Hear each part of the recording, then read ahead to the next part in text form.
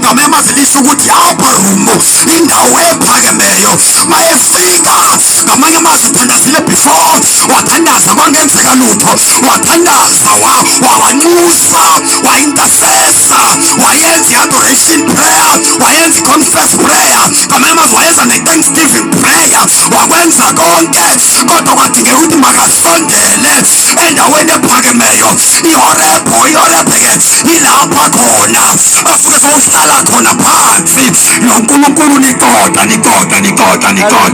ubeke isihlalo sakho lapha noNkulunkulu wakho wabeka kuwe, ubese uyaxoxa uthi Baba, konke bengikuthandazela nakho ngiyakubeka, kodwa-ke sengizokulinkisa nezwi lakho ukuthi utheni Baba ezwini lakho, ubese uhosha izwi lakho, uhosha inkemba eyizwi lakho.